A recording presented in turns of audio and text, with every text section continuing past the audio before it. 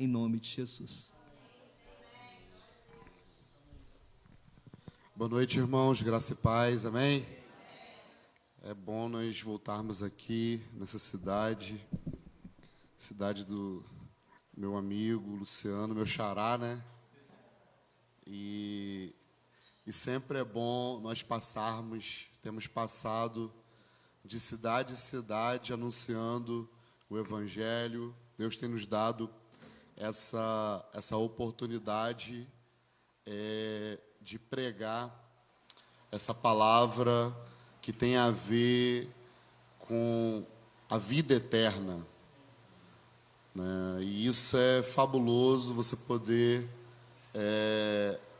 conhecer a cada dia algo que não tem a ver com coisas circunstanciais, mas que tem a ver com a própria eternidade. Isso é maravilhoso demais. E eu quero hoje poder trazer uma palavra bem simples, falando sobre o próprio Evangelho. Eu creio que o que nós mais precisamos nesses dias é estarmos nos aprofundando no próprio Evangelho. Porque se nós formos fazer uma pesquisa, por exemplo, aqui dentro desse prédio, para saber de cada um o que é o Evangelho, cada um vai ter uma resposta diferente da sua percepção com relação àquilo que é o Evangelho. Dificilmente nós vamos entrar em acordo de uma forma rápida sobre aquilo que é o Evangelho. Porque todos nós temos pressupostos, todos nós temos uma tradição religiosa diferente, trazemos conosco ensinos e dificilmente nós vamos chegar a um consenso aqui de uma forma rápida daquilo que é o Evangelho. E eu creio que é por isso que nós precisamos falar nesses dias especificamente sobre a mensagem central da Bíblia. Porque a Bíblia ela possui muitas mensagens. Você pode na Bíblia, por exemplo, falar sobre Adão. Você pode na Bíblia falar sobre Noé. Você pode na Bíblia falar sobre Abraão, sobre Isaac, sobre Jacó. Você pode na Bíblia falar sobre Moisés. Você pode na Bíblia falar sobre Davi, Salomão, os reis de Israel. Você pode na Bíblia falar sobre Isaías, Daniel, Ezequiel, os profetas. Você pode na Bíblia falar sobre João Batista, sobre Jesus, sobre Paulo, sobre as cartas de Paulo, sobre Apocalipse, e não necessariamente você vai estar falando do Evangelho. Então, falar a Bíblia ou conhecer a Bíblia não é sinal de conhecer o que é o Evangelho. E aí nós temos uma carta do apóstolo Paulo, que é um tratado teológico. Ele escreve essa carta para uma igreja que ele não tinha relacionamento. Ele escreve uma carta chamada Carta aos Romanos.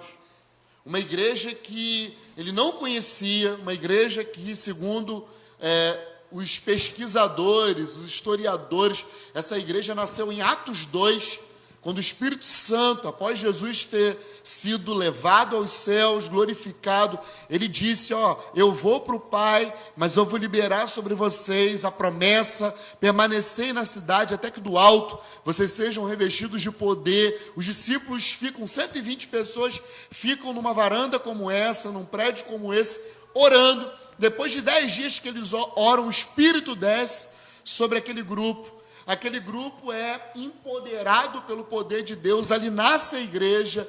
Pedro compreende aquilo que estava acontecendo, pega as palavras de Joel, do profeta, aplica as palavras aos seus dias. Ele diz, gente, isso não é embriaguez, isso é o que foi dito pelo profeta Joel, que nos últimos dias ele iria derramar do seu espírito sobre toda a carne.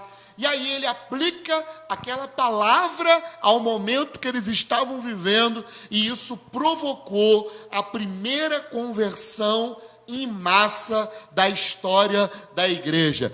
3.000 pessoas foram agregadas à igreja, porque Pedro, ele aplicou uma palavra daquilo que estava acontecendo nos seus dias. Ele puxa essa palavra do Antigo Testamento, aplica essa palavra àquelas pessoas que estavam ouvindo, e dentro dessa palavra ele começa a provar, primeiro, que Jesus, o Nazareno, Jesus, aquele judeu, ele não era só alguém comum, ele era o Rei dos Reis, Senhor dos Senhores, e ele era o Filho de Deus que entregou a sua vida por todos os pecadores.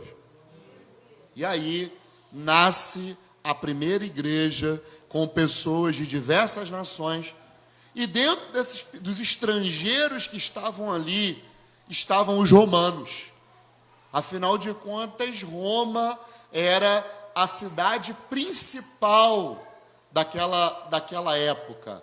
Era o centro mundial, era como hoje, por exemplo, os Estados Unidos, né? Talvez a cidade principal, o país principal, a nação principal, né, do tempo moderno, talvez seja os Estados Unidos. Da mesma forma, era Roma naquela época. É claro que de uma forma diferente, porque Roma era um império que dominava politicamente, de uma forma bélica também, todo mundo conhecido da época. E Paulo, sem ter contato nenhum, depois de anos que o Pentecoste havia acontecido, pelo menos uns 30 anos já havia passado o Pentecoste, ele escreve uma carta para aqueles crentes que estavam em Roma, para explicar para eles sobre o que era o Evangelho, mesmo eles sendo crentes, porque o Evangelho, ele não tem a ver com somente pessoas que não são cristãs, porque às vezes a gente da igreja acha que nós não precisamos mais ouvir o Evangelho, porque o Evangelho é só para quem não é cristão. Não, Paulo lhe demonstra isso na carta aos Romanos, porque ele escreve o Evangelho, ou sobre aquilo que é o Evangelho, para um grupo que já era crente, para uma igreja estabelecida. Ser de fundamental importância nós falarmos sobre o Evangelho. O Evangelho, Paulo ele vai dizer em Romanos, eu quero que você abra comigo para a gente continuar a nossa explanação nessa noite. Romanos 1, verso 16.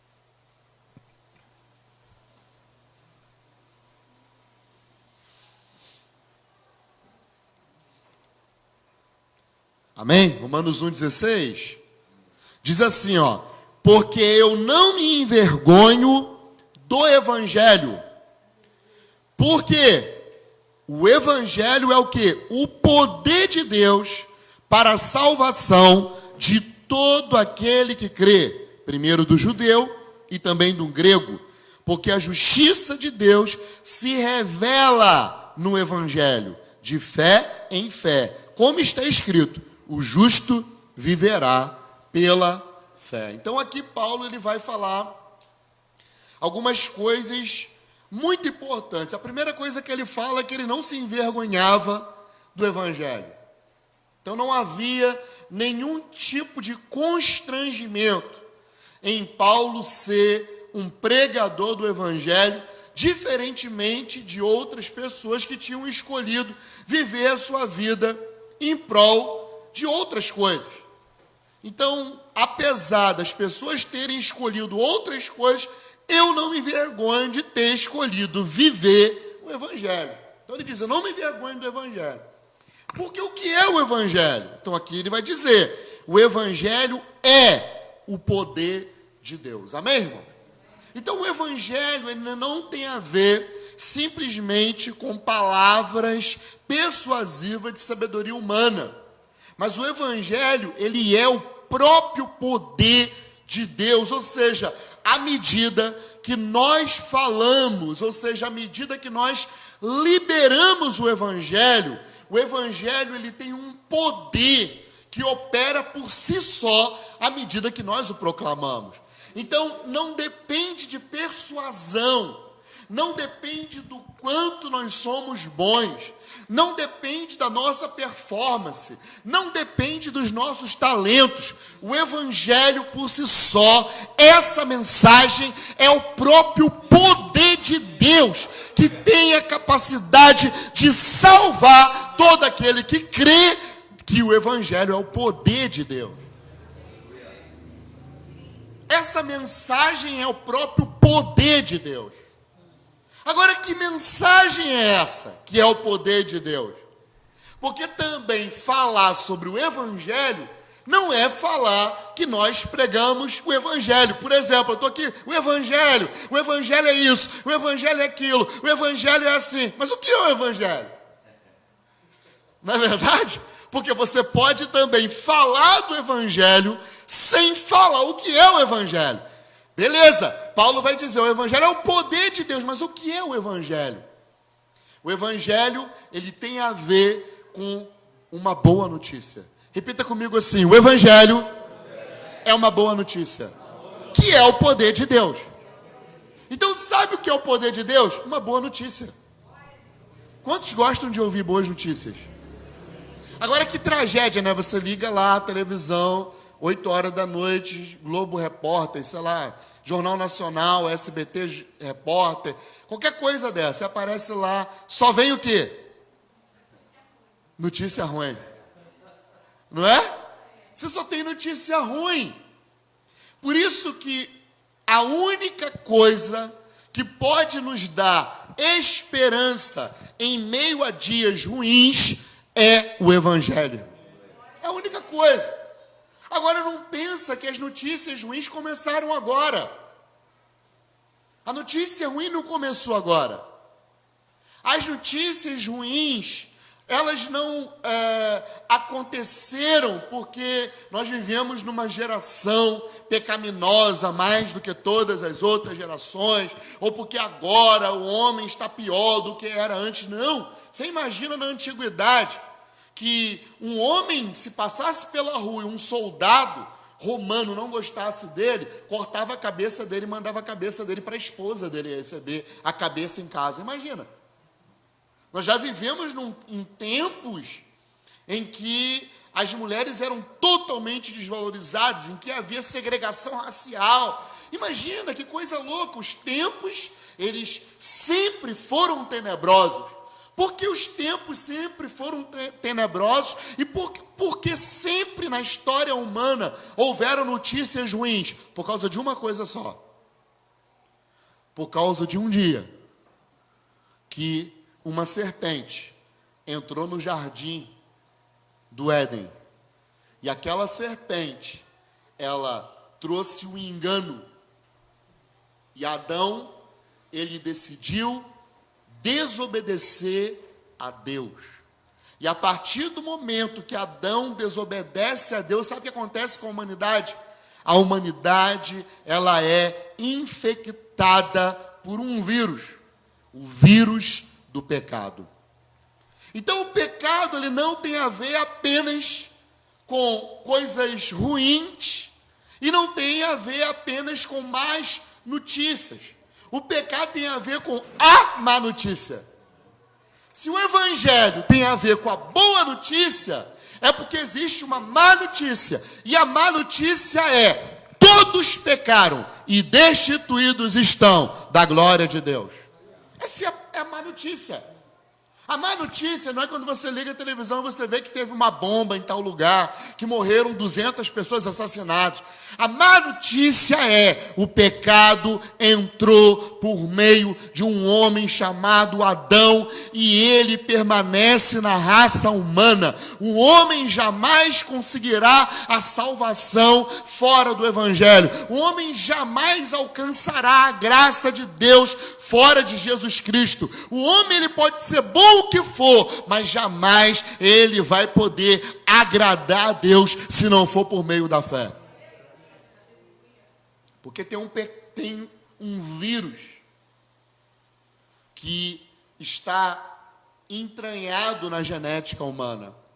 Essa é a má notícia. A má notícia é todo aquele que nasce hoje, sendo bom ou sendo ruim, ele está infectado com a má notícia do pecado. Ele está infectado com o vírus do pecado. Então o pecado não tem a ver com fazermos coisas ruins. O pecado tem a ver com uma genética que nós herdamos dos nossos antepassados, que nós herdamos de Adão. Todo homem, sem distinção, de todas as nações, de qualquer lugar que nascer, ele já nasce debaixo da condenação do pecado, porque aquele que crê está salvo, mas aquele que não crê já está condenado. Então essa é a má notícia. Agora, a boa notícia é que Deus, por sua infinita graça, pelo seu amor, Ele construiu um plano para que nós pudéssemos voltar a ter a experiência de podermos andar com Deus aqui na terra todos os dias da nossa vida. Um plano muito bem arquitetado, muito bem pensado. E nesse plano, Ele decidiu arrancar de nós o pecado e nos fazer homens e mulheres justos, santos e irrepreensíveis. O Evangelho, ele é o poder de Deus. Agora, sabe o que é o poder de Deus? Esse poder de Deus que é o Evangelho tem a ver com a própria justiça de Deus. Então, Deus, a partir do momento que o homem peca, ele precisa condenar o homem que peca. Porque quando Adão peca, o que Deus fala para ele? Certamente morrerás. Não havia morte no mundo. O homem foi criado para comer da árvore da vida e ser eterno. Agora, a partir do momento que o homem desobedece, Deus arranca dele a árvore da vida e a possibilidade dele ser eterno. Então, a partir daí, a morte entra. Porque a Bíblia diz que o salário do pecado é a morte. Então, o pecado, ele merece uma punição. E a punição pelo pecado é a morte. Ou seja, todo pecador, só porque nasceu, mesmo sem fazer o mal na sua vida, ele merece a morte simplesmente porque ele nasceu. Porque todos que nascem sem a graça de Deus já estão condenados à morte. Simplesmente porque nasceram. Você já imaginou isso? Porque se nós não compreendermos a profundidade dos nossos pecados, nós nunca iremos compreender a magnitude da nossa salvação. Então, todo homem que nasce, ele já estava condenado à morte, condenado ao pecado, condenado ao inferno. Sabe o que é o inferno? O inferno é a disciplina de Deus contra os filhos da desobediência. Não é o diabo que é dono do inferno. Porque o diabo, ele não cria nada. O único ser que pode criar alguma coisa é aquele que nunca foi criado. Então o diabo, ele é um ser criado, um ser caído.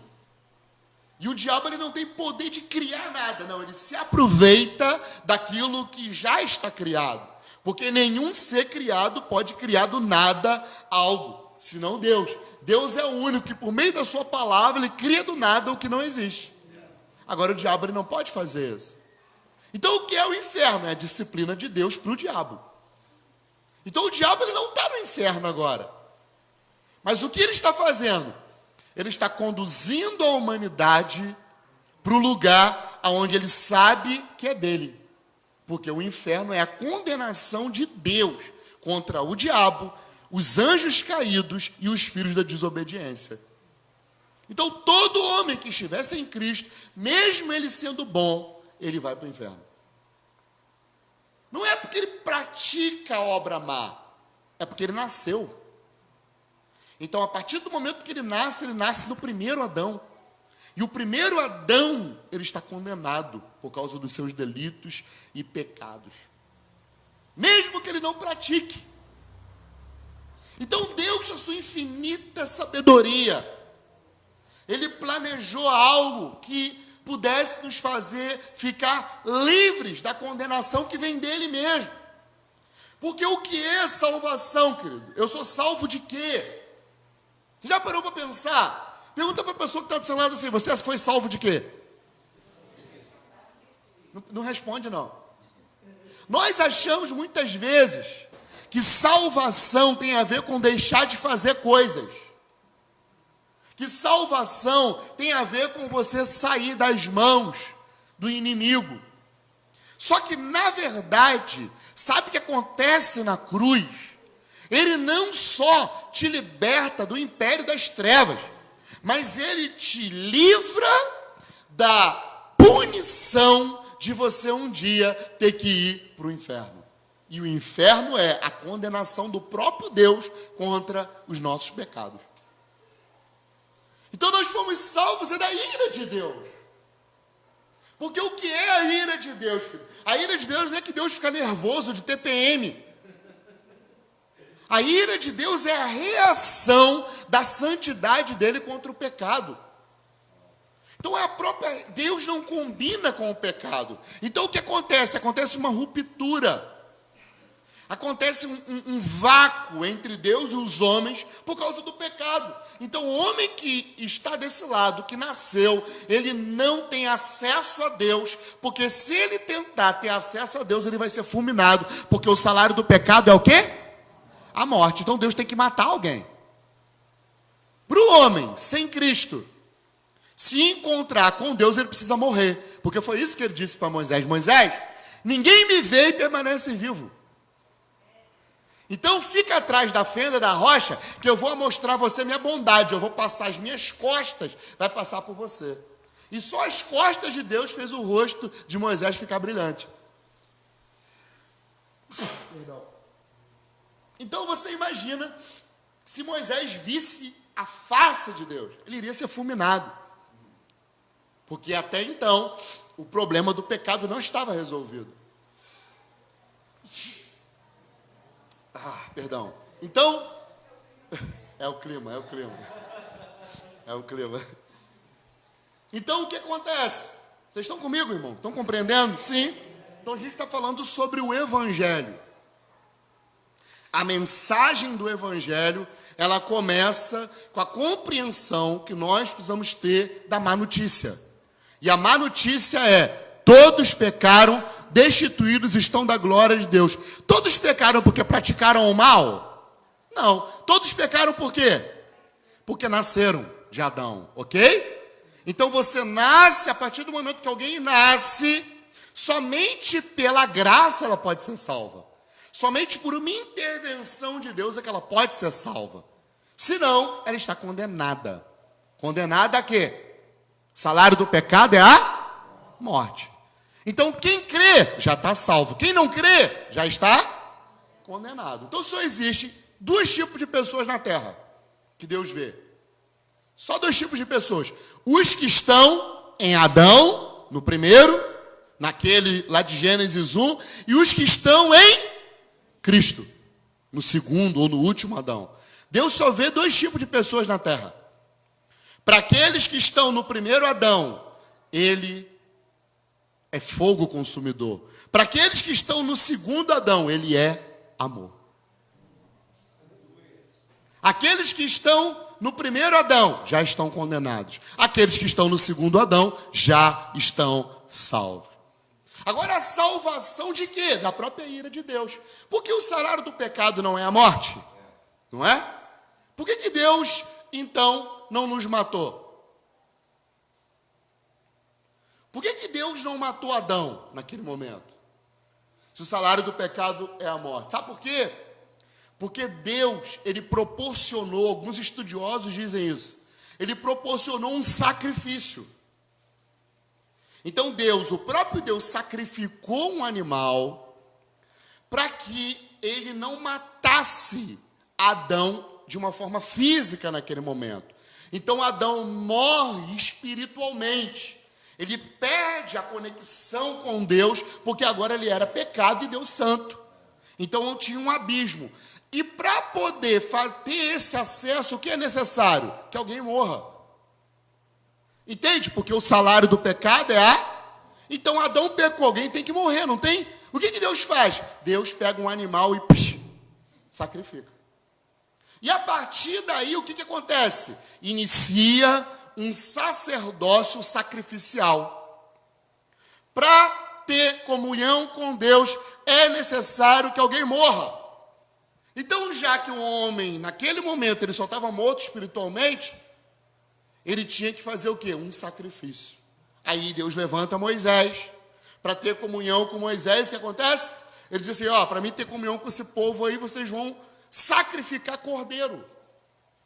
Então, como que era o culto? As pessoas estavam aqui, tinha um véu separando as pessoas de Deus. Um sumo sacerdote escolhido pelo próprio Deus entrava uma vez por ano nesse lugar, levava um sacrifício. E ele fazia o quê? Ele sacrificava esse animal. E isso fazia com que esse sangue pudesse cobrir os pecados do povo, pelo menos durante um ano. Não era um sacrifício perfeito.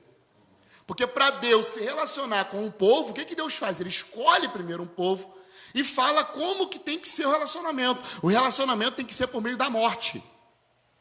Então ele sacrifica o animal para não ter que matar Moisés. Para não ter que matar Arão. Quem que ele mata? Os bichos. Os animais. Aí se inicia um tempo em que Deus volta a se revelar na terra de uma forma coletiva. Porque até então, Deus só havia se revelado na terra de uma forma individual, pela graça. A graça já estava operando antes de Jesus.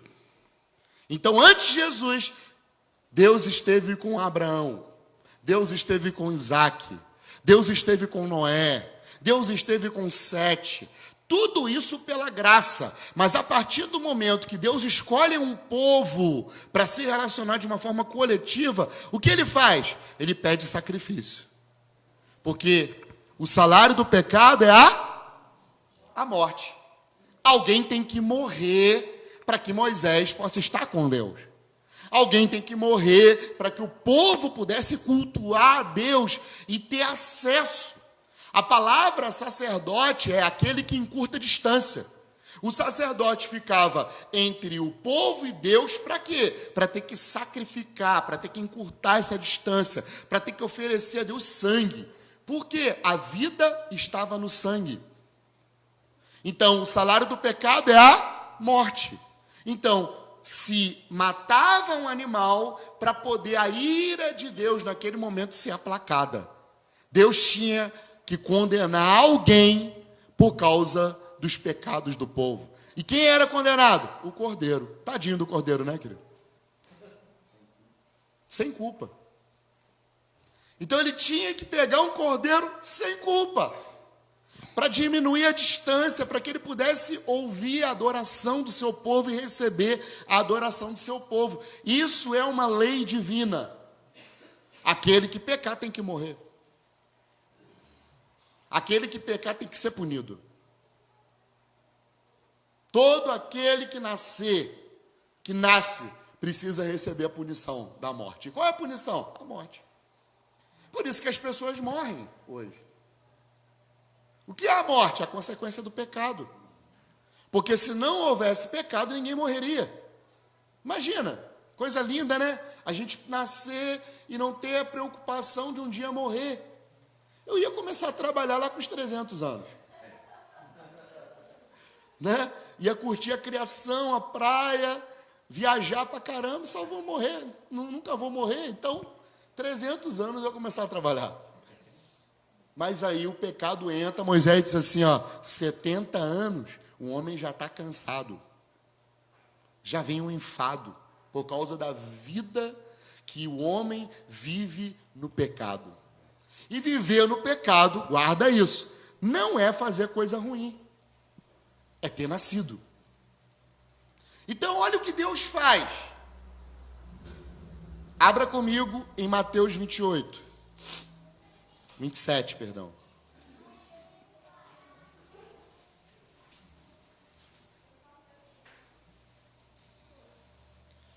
Eu estou resumindo para vocês o que está lá em... Tudo isso está lá em Romanos. Mateus 27, verso 45. Para mim é um dos textos mais poderosos da Bíblia. 27, verso 45.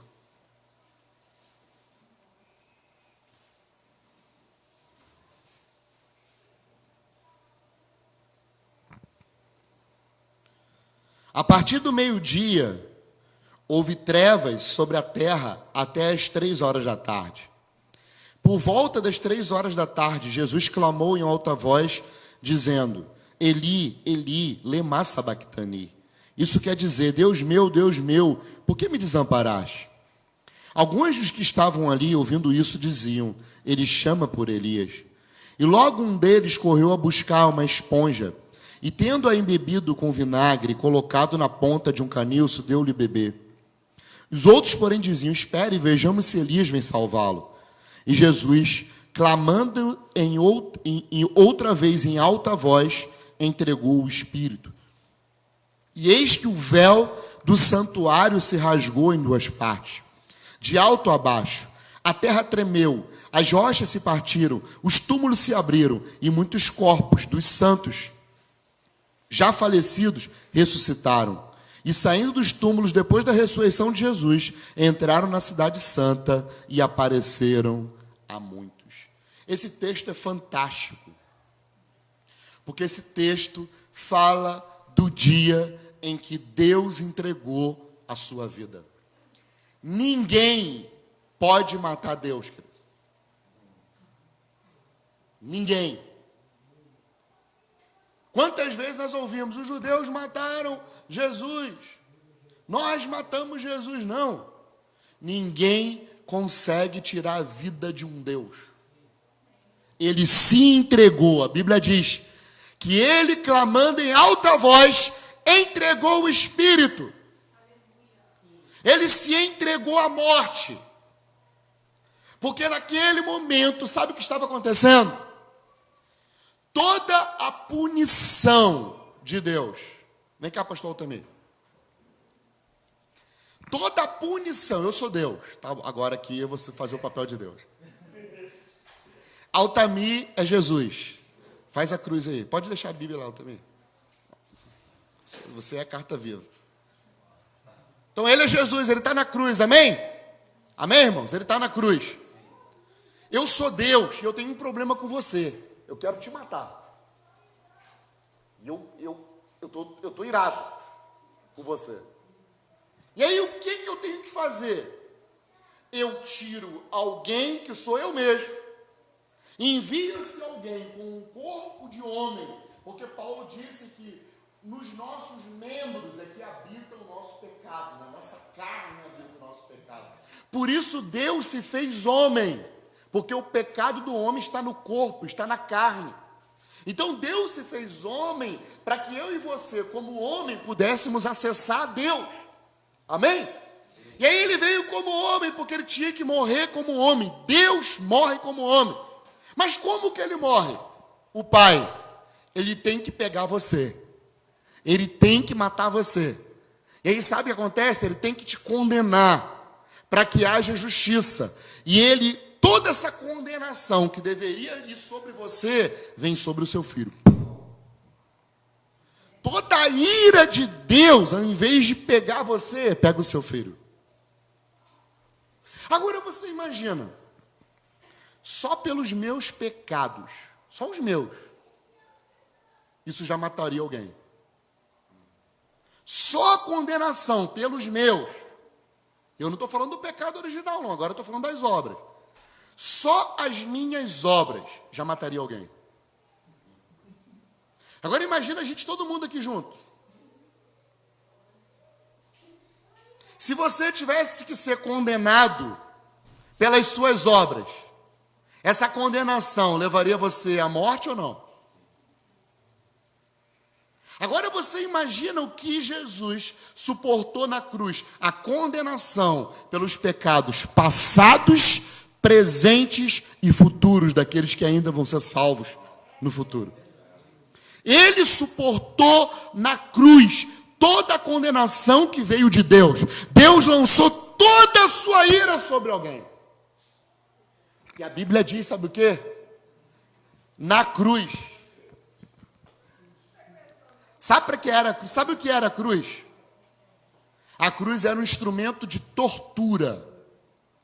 Para que servia a cruz? A cruz era uma punição para os ladrões, para os salteadores, para os assassinos.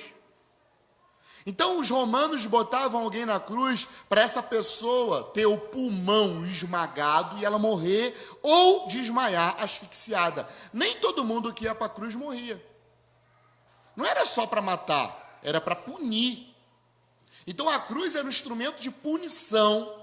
A pessoa ficava asfixiada e desmaiava. Aí o soldado vinha e botava a mão no coração. Se o coração estivesse batendo, sabe o que ele fazia? Ele já quebrava. Se o coração estivesse batendo, ele quebrava os ossos, a pessoa já caía e já morria logo. Entendeu? Porque os ossos não deixavam que a pessoa morresse de uma forma rápida. Os ossos mantinham a pessoa se asfixiando. Porque você sabe que se você ficar asfixiado, sabe o que acontece? Seu coração ainda fica funcionando durante um tempo. Porque vai pegando o oxigênio que ainda existe no sangue. Então os soldados, o que eles faziam? Eles quebravam os ossos para o cara morrer logo e não ficar agoniando ali na cruz. Com Jesus não fizeram isso. A Bíblia não. Mas alguns estudiosos dizem que o coração de Jesus partiu, não morreu por causa de falta de ar. Jesus morreu porque o coração dele recebe uma carga de dor tão grande que ele sofre um infarto tão fulminante que o coração dele quebra. O coração dele parte. O órgão mais importante do corpo humano sofre uma descarga de angústia, uma descarga de tantas e tantas coisas ruins que o coração dele quebra.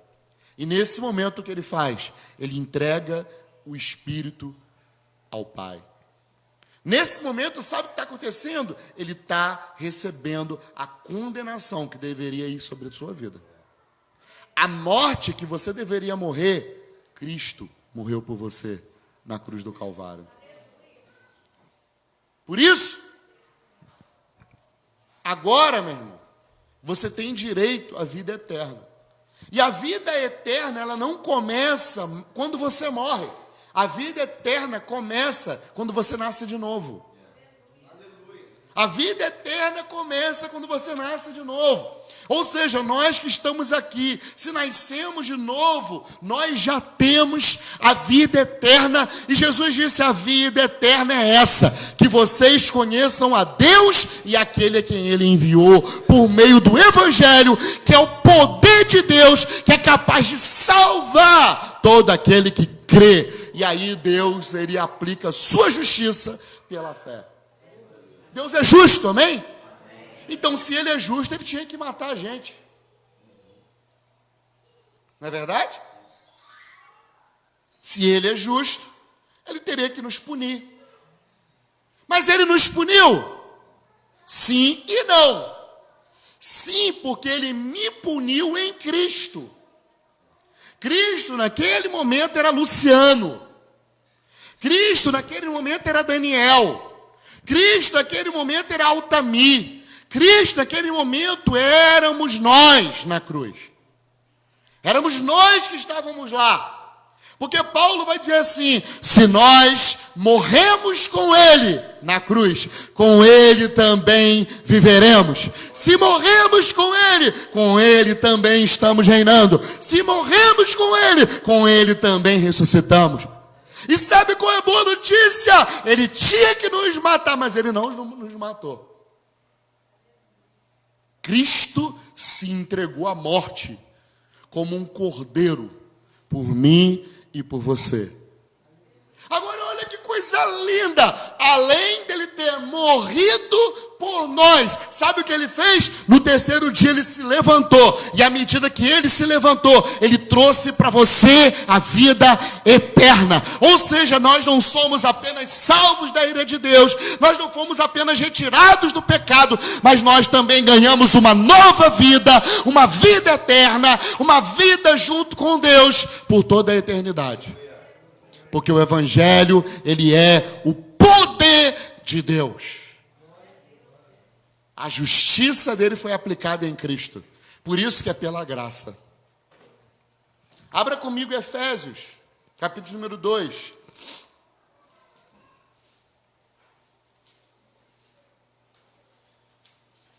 Vocês entenderam, irmãos? Amém?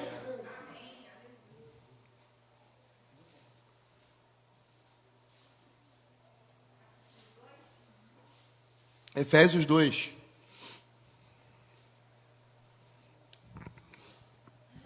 Paulo vai falar o que eu falei para vocês.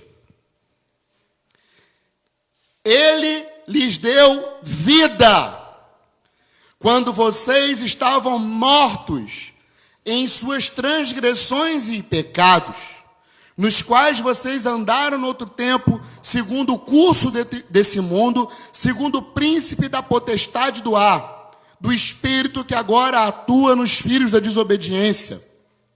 Entre eles, também nós todos estávamos andando no passado, seguindo as inclinações da nossa carne, fazendo a vontade da carne e dos pensamentos. Éramos, por natureza, o quê? Filhos da ira. Olha o que a gente era, filhos da ira. Como também todos os demais. Mas Deus, sendo rico em misericórdia, por causa do grande amor com que nos amou, e estando nós mortos em nossas transgressões, nos deu vida juntamente com Cristo. Pela graça vocês são salvos. E juntamente com Ele nos ressuscitou. E com Ele nos fez assentar nas regiões celestiais em Cristo Jesus. Por que Deus fez isso? Por que Ele fez isso? Por que esse plano? Porque nós achamos que é simplesmente por causa de nós. Mas não. Paulo vai dizer assim, por que Deus fez isso? Olha só. Deus fez isso para mostrar nos tempos vindouros a suprema riqueza da sua graça em bondade para conosco em Cristo Jesus. Por que ele fez isso? Porque ele estava abrindo uma porta da revelação do amor dele e da graça dele para todo mundo vindouro. Então, o que é o Evangelho? Tem a ver com a salvação. Essa mensagem que nos tira da ira de Deus. Nós deixamos de ser filhos da ira. Nós deixamos de estar no primeiro Adão. O que é o Evangelho? Nós recebemos com Cristo uma nova vida. Ele venceu a morte, nós vencemos com Ele. Ele nos fez assentar, agora mesmo nas regiões celestiais. Estamos aqui, mas também estamos com Ele agora mesmo, com Ele governando e reinando. Mas também, Deus quis abrir uma janela e liberar uma voz. Essa voz fala da bondade dele e da graça dele. E a Bíblia vai dizer que é a bondade de Deus que nos leva ao arrependimento. Essa mensagem tem o poder de levar pessoas ao arrependimento, porque essa mensagem fala da bondade de Deus. O que é o Evangelho? É a bondade de Deus. que nos leva ao arrependimento, querido. Agora, o arrependimento não tem a ver com nós chorarmos porque nós fizemos alguma coisa errada, mas o arrependimento tem a ver com mudar de posição. Eu estava no primeiro Adão, e por um milagre da graça de Deus, eu fui deslocado, e agora eu estou em Cristo. É um milagre, porque não tem a ver com as nossas obras. Não é porque nós conseguimos ser bons, porque não conseguimos. Não é porque nós merecemos, mas é porque de alguma forma a bondade de Deus atuou na nossa vida de uma forma tão poderosa que nós começamos a crer numa história louca. Porque o Evangelho é loucura. E nós começamos a crer numa história louca que alguém em sã consciência não crê. Não é verdade? Imagina, olha o que você crê. Você crê que Deus, Ele é 3. Mas Ele é 1. E que ninguém até hoje sabe explicar isso direito. Você pode ir em 1000 seminários, ler 1000 livros, ninguém sabe explicar isso direito. Você crê num Deus que é 3, mas é 1. Você crê que esse Deus que é 3, mas é 1, num dia virou gente. Num dia virou um judeu. Habitou lá em Jerusalém, nos arredores do Mar da Galileia. Comeu e bebeu, sentiu fome, passou frio, passou calor. Você já imaginou isso? Você dizer para alguém que o seu Deus um dia virou gente? Isso é loucura ou não é? Você crê nisso? Você crê que um dia o seu Deus, que virou homem, que tinha todo o poder do mundo, foi assassinado no meio de ladrões? O Deus que criou todas as coisas, um dia estava sendo punido por amar o próprio homem. Faz sentido? Isso para você? Faz? Aí você acredita que ele morreu lá, e você acredita que ele ficou 3 dias sumido, morto, 3 dias. Aí você crê que depois de 3 dias, ele ressuscitou dos mortos, num corpo igual a esse, porém transfigurado, mais um corpo. E você crê, sabe o quê? Que ele passou 40 dias comendo e bebendo com um corpo diferente do nosso. Jesus comeu e bebeu depois que ressuscitou. Está lá em Lucas 24. Você crê que Jesus morreu, ressuscitou num outro corpo, mas era um corpo porque ele andava na terra. Um corpo não sujeito às leis da física, mas ele comeu e bebeu com os seus discípulos. Você crê nisso? Você crê que depois desses 40 dias, sabe o que ele fez? Ele,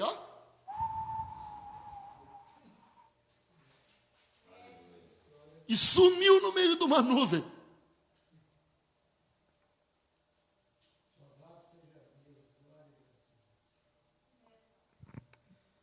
Aonde você estava na cabeça quando você virou crente? Onde você estava com sua cabeça?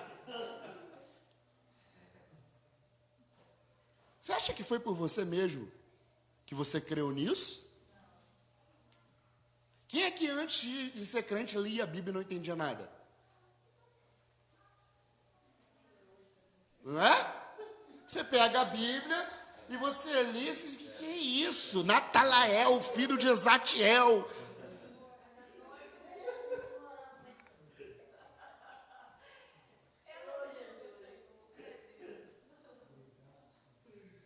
Faz sentido, querido?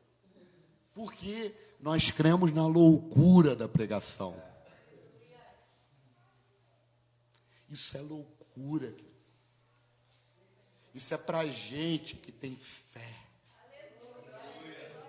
A fé apenas tem certeza das coisas que se esperam. E o que nós estamos esperando? Coisas que não existem? Nós estamos esperando coisas invisíveis, mas que existem. Eu e você estamos aguardando de uma hora para outra que vem um relâmpago lá do Oriente e que vai passar aqui no Ocidente. E aonde nós estivermos, nós vamos saber que Jesus está voltando e nós ficaremos para sempre com Ele. Porque na hora que isso acontecer, também teu corpo vai ser transformado. Olha só. A gente é muito doido. A gente crê que vai descer uma cidade do céu, querido.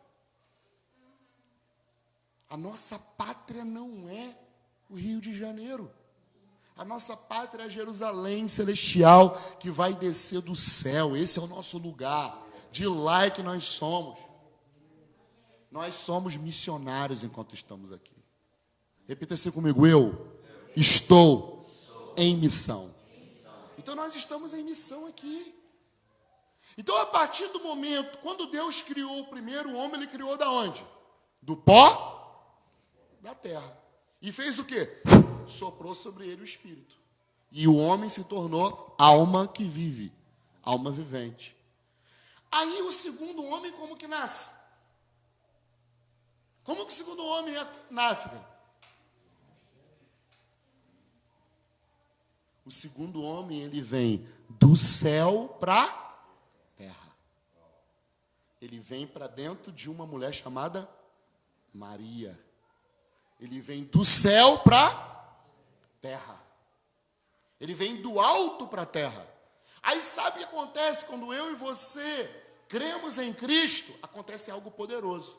Porque Ele mata esse homem que foi criado do barro e Ele pega o verdadeiro você, que está escrito em Efésios 2:10, que nasce nele do céu e coloca dentro do corpo que você está vivendo aí agora. Aí Paulo diz: agora não vivo mais eu, mas Cristo vive em mim. Tem um outro ser humano, ou tem um outro ser morando dentro de você, que não é da terra. Aí Paulo começa com as crises dele, dizendo: aquilo que eu quero fazer eu não consigo fazer. O que faço aborreço. Quem me livrará do corpo dessa morte? Aí ele vai e solta a resposta: graças a Deus pelo nosso Senhor e Salvador Jesus Cristo, que me libertou do corpo no qual eu era prisioneiro. Tem um outro ser habitando dentro de você, porque a sua carne está morta na cruz do Calvário, mas Ele colocou um novo ser humano, ou um novo ser espiritual dentro de você, que a cada dia está crescendo e está incomodando a sua carne, está incomodando quem você é. Essa é a maior luta que um ser humano pode viver. Não é contra Satanás. A Bíblia diz que no final Satanás vai ser esmagado aonde? Debaixo dos nossos pés. Então Satanás está resolvido. Cristo na cruz venceu com ele. No final a gente sabe que ele vai, o lugar dele já existe. Agora o grande problema hoje é aqui dentro.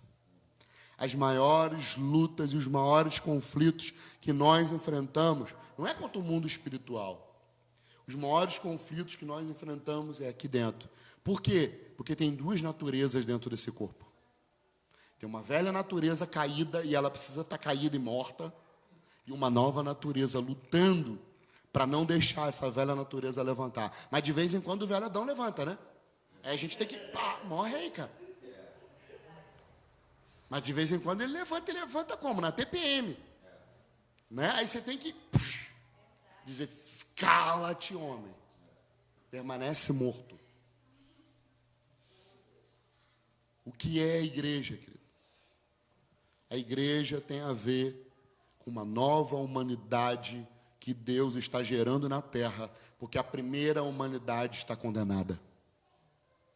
A igreja do Senhor é a nova humanidade de Deus. Deus tem uma nova humanidade. Como é a nova humanidade? Como Jesus. Jesus, ele morreu, mas ressuscitou, o terceiro dia andou no meio da terra com o corpo. E como nós lemos ali, esse texto é interessante, quando Jesus ressuscita, a Bíblia diz que ele não ressuscita sozinho. Ele ressuscita em família. Para demonstrar o quê? Que um Deus está levantando uma nova humanidade. Na cruz, ele puniu a velha humanidade. Mas ele levantou uma nova humanidade, da qual eu e você fazemos parte. Antigamente, ele criou a terra. E depois que ele criou a terra, ele criou o homem. Agora não. Agora ele está restaurando o homem para que esse homem possa habitar um novo céu e uma nova terra. Entendeu o plano? No início, criou a terra. Disse, haja luz e houve luz, criou tudo. Do pó da terra, ele fez o quê? Criou o homem, soprou sobre ele seu espírito. E aí o homem se tornou alma vivente. Mas agora, em Cristo, Deus está criando uma nova humanidade, primeiro. Depois que essa nova humanidade crescer, se desenvolver, aí essa nova humanidade vai puxar dos céus um novo céu e uma nova terra, e nós estaremos com ele para o resto da eternidade. Se é que vai ter resto. Né? Não tem resto, é por toda a eternidade. Amém? É isso que é o Evangelho. Esse é o poder de Deus, amém, irmão? Esse é o poder de Deus. E aí tem os bônus. Quais são os bônus? Esse poder cura a enfermidade. Esse poder, ele liberta vícios. Esse poder, ele cura a alma. Esse poder, ele altera a configuração que nós vivemos. Ele altera, ele é capaz de alterar uma cidade. Ele é capaz de alterar uma nação. Mas isso é o fim das coisas? Não. Isso é consequência da nossa transformação, da nossa edificação. Conforme ele vai nos edificando, as coisas que estão do nosso lado vão sendo tocadas. Por causa do poder do Evangelho que habita em nós. O poder dos céus está dentro de um homem hoje. Aquilo que existe de mais poderoso em todo o universo está dentro de você. Cristo habita em nós por meio do Espírito Santo. Nada nessa terra. Sabe por quê? Porque nada nessa terra pode levar alguém a viver eternamente. A única coisa que é capaz de fazer alguém viver eternamente é Cristo. Tudo que você vê, tudo que você pode tocar é frágil. Mas aquilo que você não pode tocar, isso é que vai permanecer. Por isso a nossa fé precisa estar baseada naquilo que a gente não vê. Não coloque a sua confiança no que você vê.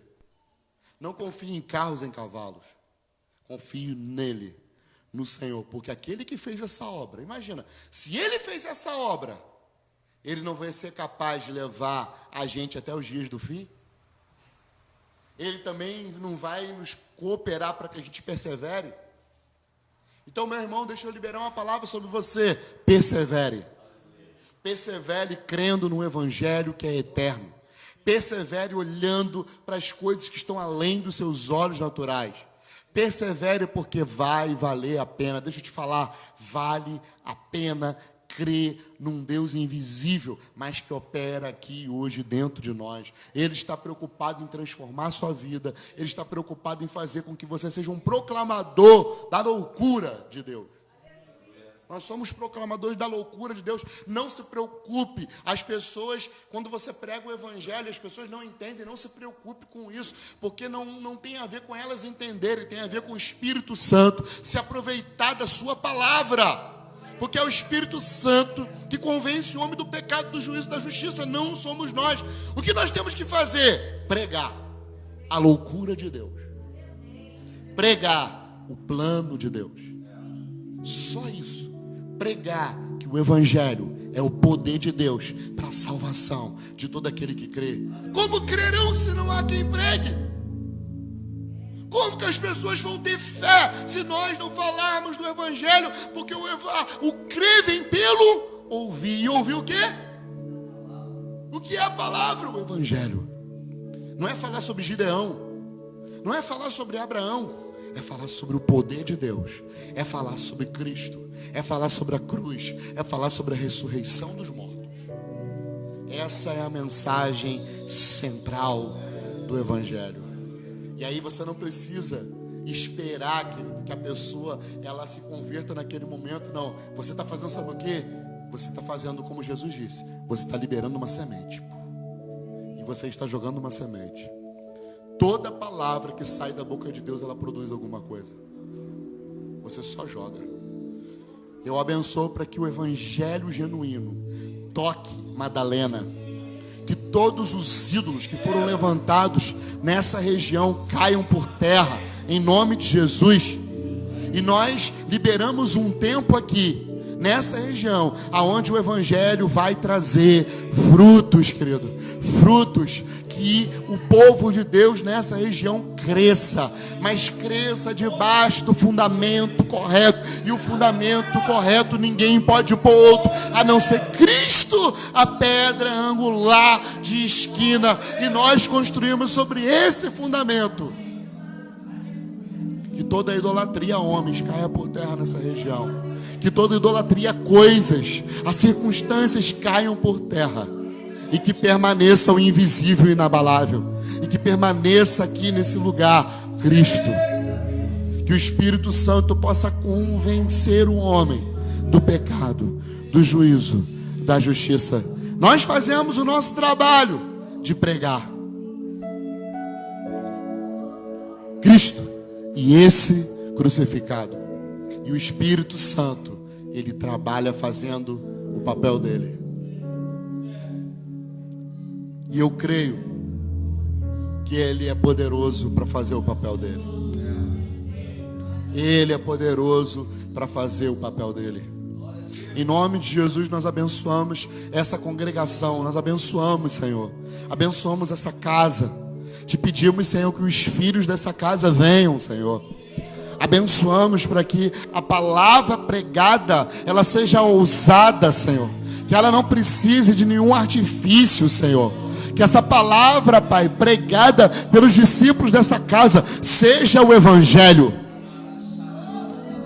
Sem adereços, o Evangelho.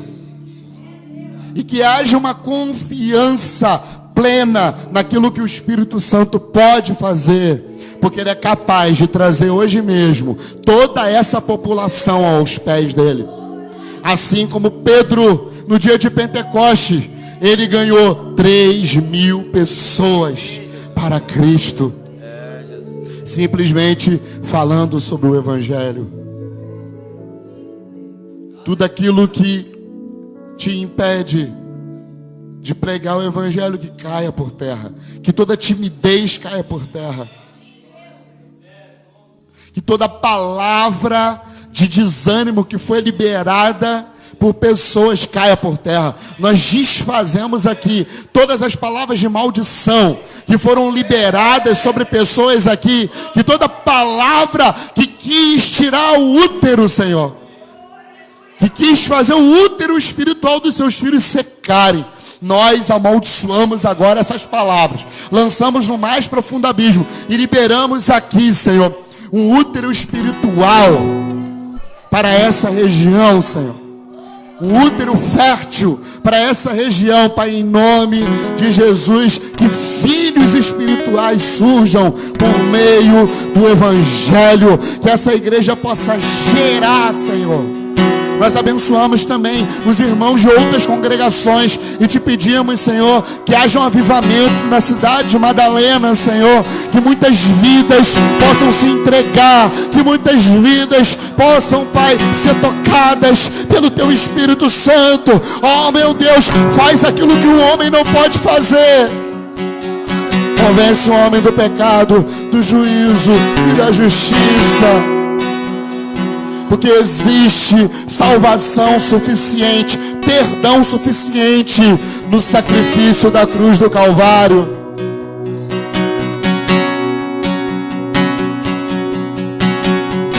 O resplendor da glória do Pai, a representação exata do seu ser. Vamos adorar Ele, e de pé, vamos adorar Ele pelo Evangelho. Sustentando todas as coisas pela palavra do seu poder. Aleluia! Ele é o resplendor da glória do Pai, a representação exata do seu ser. Jesus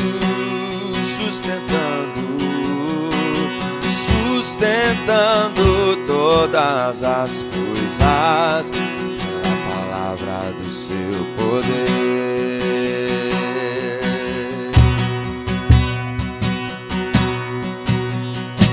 E havendo feito a purificação dos meus pecados,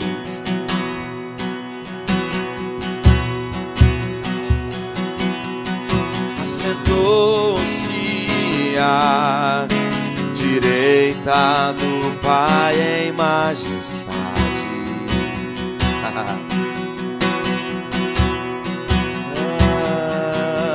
E esta é a verdade que move toda a terra pra você.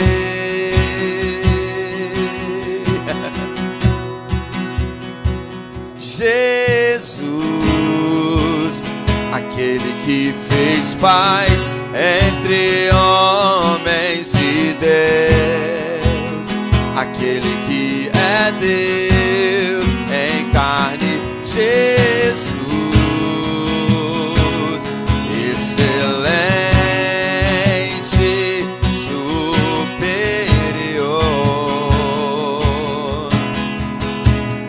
Quem Ele é? Jesus, aquele que fez paz entre homens e Deus, aquele que é Deus em carne, Jesus, excelente, excelente, superior.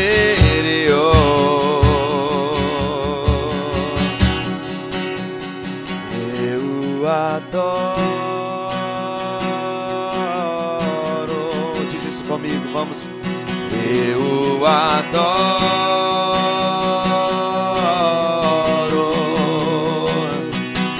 Eu adoro.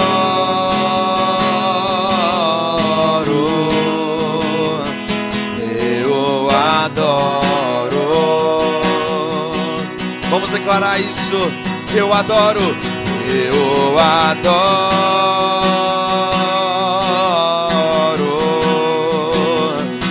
Eu adoro. Te adoramos. Eu adoro.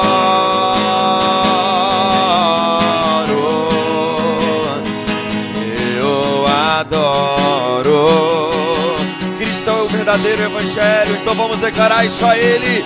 Jesus, aquele que fez paz entre homens e Deus, aquele que é Deus em carne, Jesus, excelente, excelente, superior. Vamos, Jesus, aquele que fez paz entre homens, Jesus, aquele que fez paz entre homens e Deus, aquele que é Deus em carne, Jesus, excelente, superior.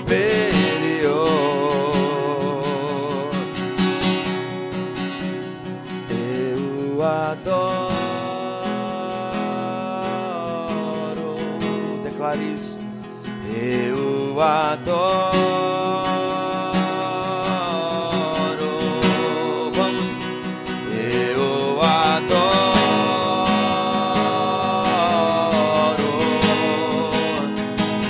Eu adoro. Te adorar, Senhor. Eu adoro.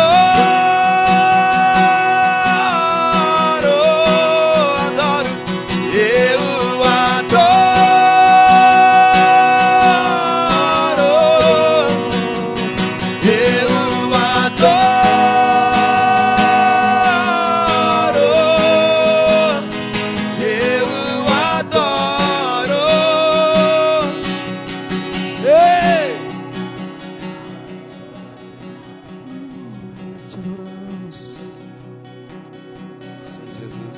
Jesus.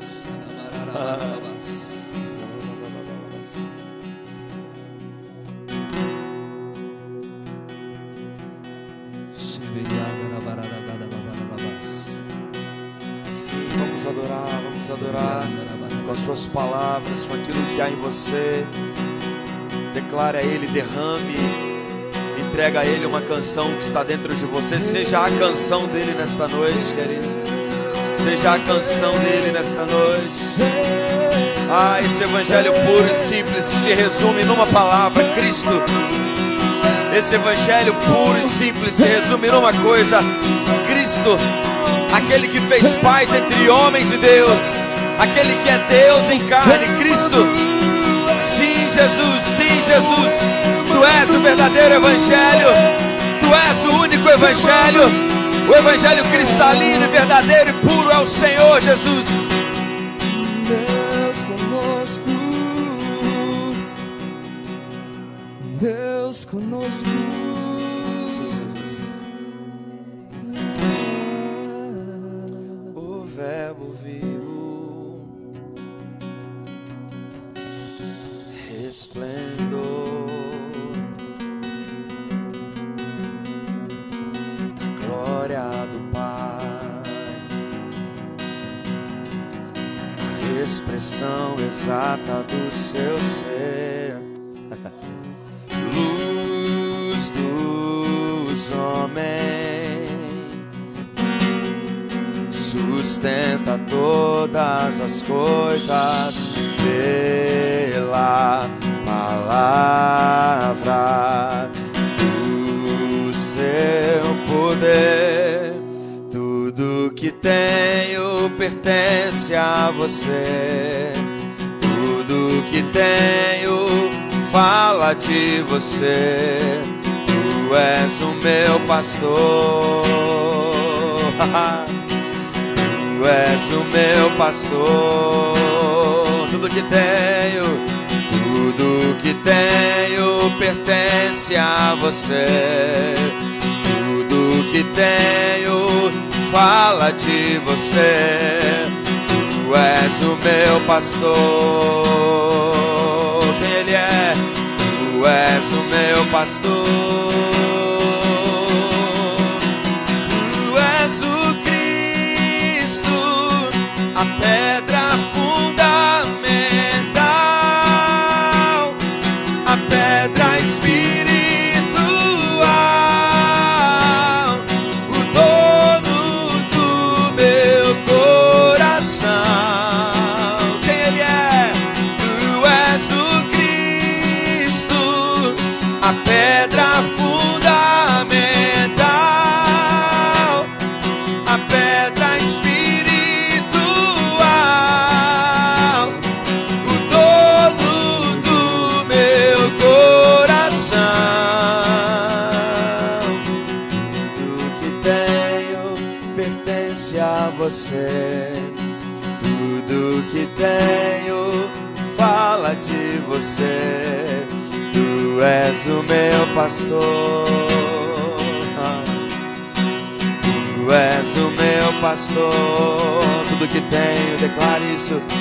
Tudo que tenho pertence a você. Tudo que tenho fala de você. Tu és o meu pastor. Tu és o meu pastor.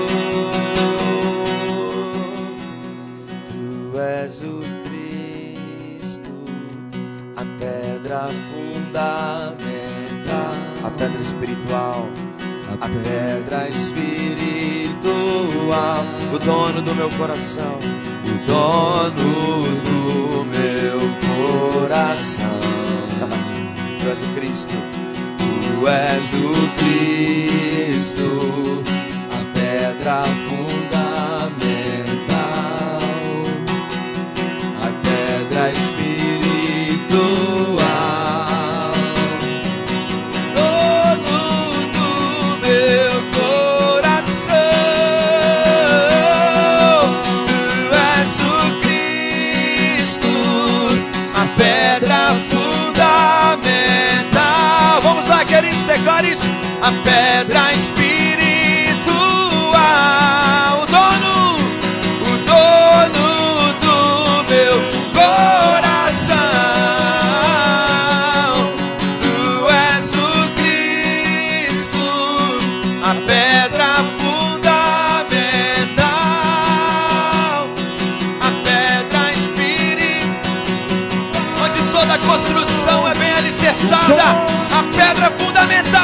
Cristo, sim, Ele é.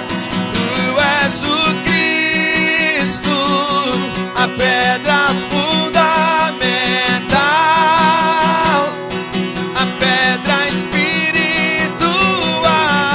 o dono do meu coração.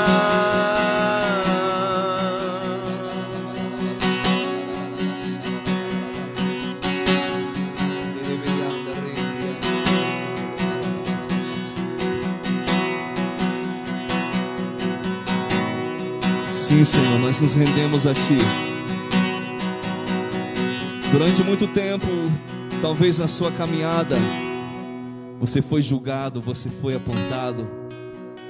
O peso da religião às vezes sufocou o evangelho de fluir de dentro de você. E hoje o Espírito fala sobre reposicionamento. Um lugar onde Ele quer nos posicionar. Porque Jesus disse: quando eu voltar, quando o Filho do Homem vier, porventura achará fé na terra. E não é a fé de crendices, não é a fé de superstições, não é uma fé mística. Quando Ele fala porventura achará fé, Ele está dizendo: porventura o homem vai crer naquilo que eu estou realizando. Porque fé na fé não pode te salvar.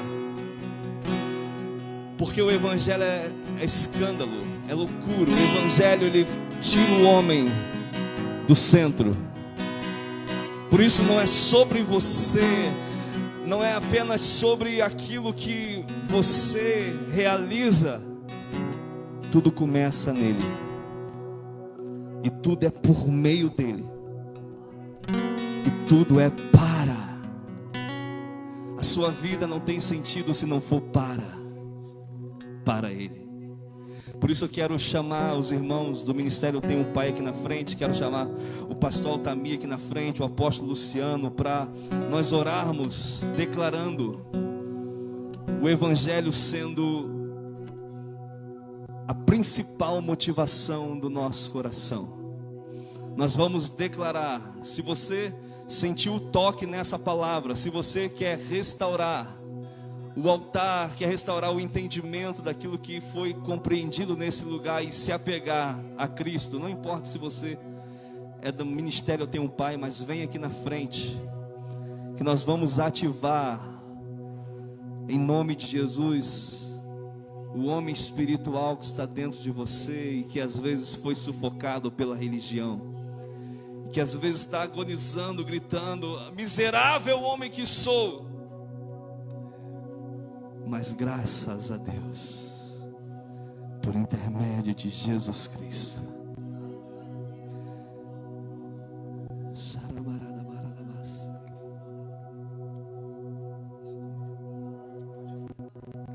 em nome de Jesus, Deus,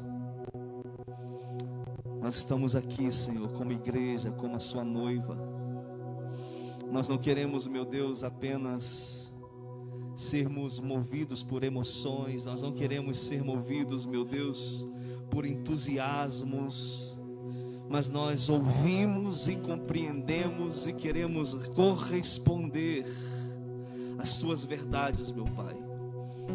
E a nossa luta tem sido para que um sistema de pensamento seja rompido nessa cidade.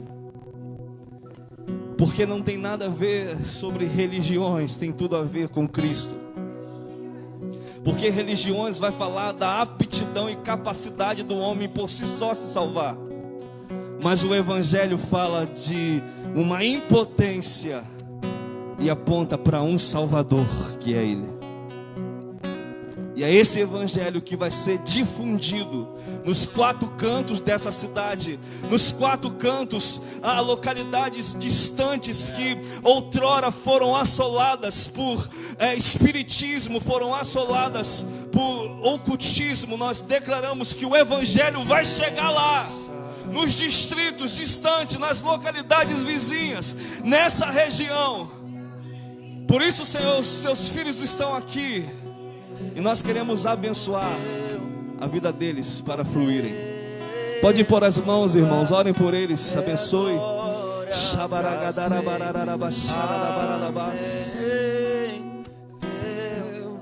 É o reino teu, o poder tua, é a glória para sempre. Amém.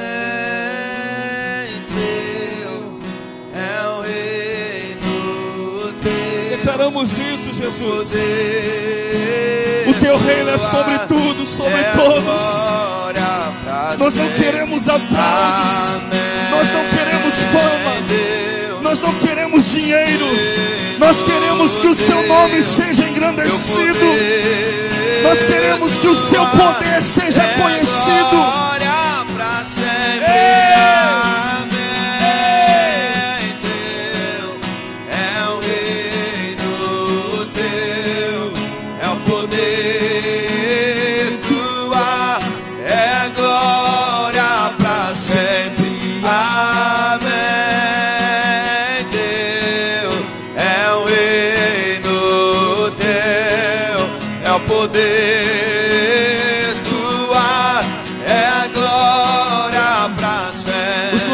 Dessa cidade precisam exaltar ao Senhor. Chega de músicas que mexem no emocional do homem. Chega de músicas com o homem no centro. Jesus é o centro, Ele é o centro. Nós declaramos a partir desse altar uma nova estação, um novo som sobre os lábios dessa cidade. Deixa o céu descer na terra como é no céu.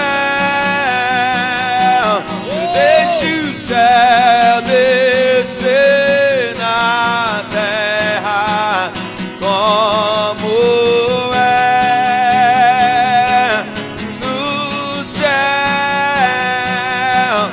Deixa o céu descer na terra como é no céu. Deixa o céu descer na terra como é no céu. Deixa o céu descer. Teu é o reino, teu é o poder, tua é a glória para sempre. Amém. Teu é o reino, teu é o poder, tua é a glória para sempre. Amém. Teu é o reino, teu é o poder, tu é a glória para sempre. Amém. Teu é o reino, teu é o poder, tua é a glória para sempre. Amém.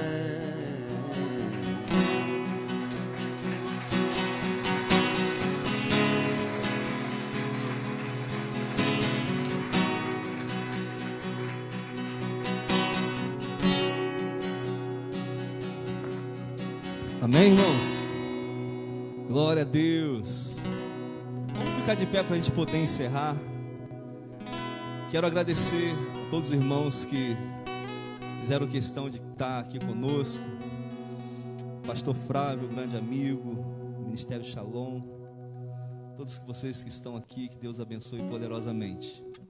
Nós não fizemos cantina hoje porque nós tínhamos no coração de deixar os irmãos livres, para ouvir a palavra, para se concentrar nesse momento tão especial.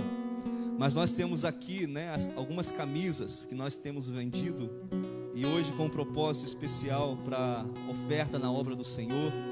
Nós temos um projeto chamado Chamados para Fora, né? E nós queremos desenvolver na comunidade da Cidade Alta, né? Algo a mais do que já temos feito, mas nas casas, no lugar público, a pregação do Evangelho.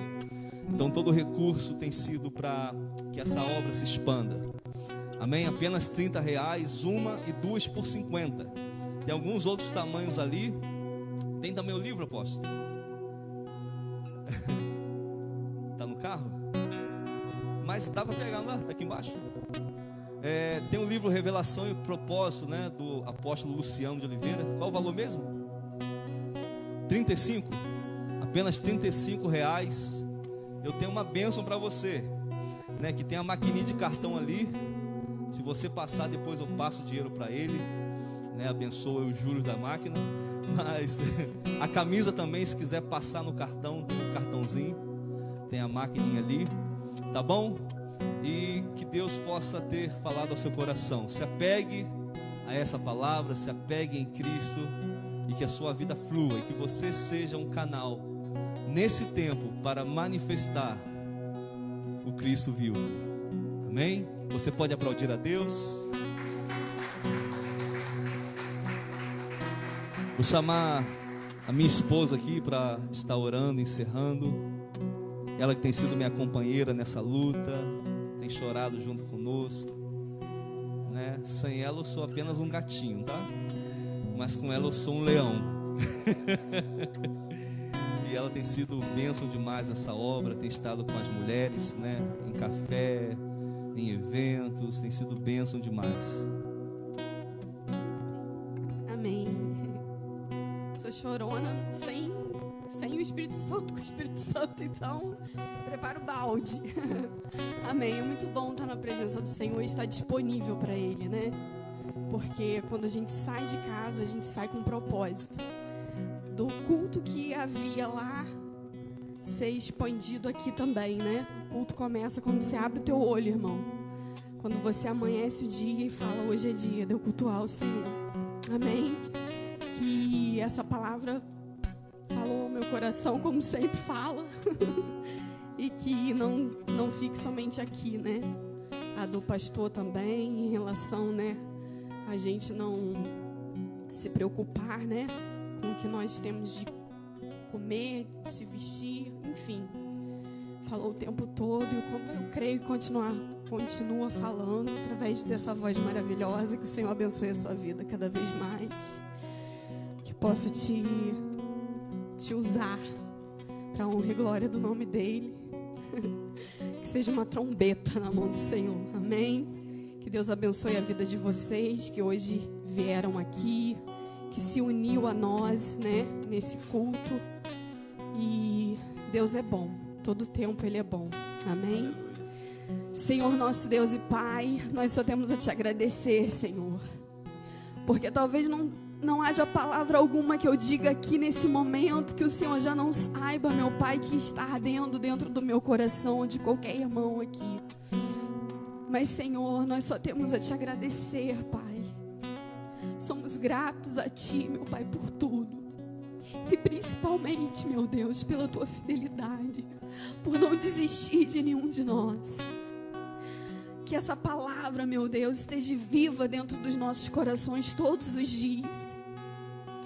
Que possamos lembrar todos os dias, meu Pai, dessa palavra.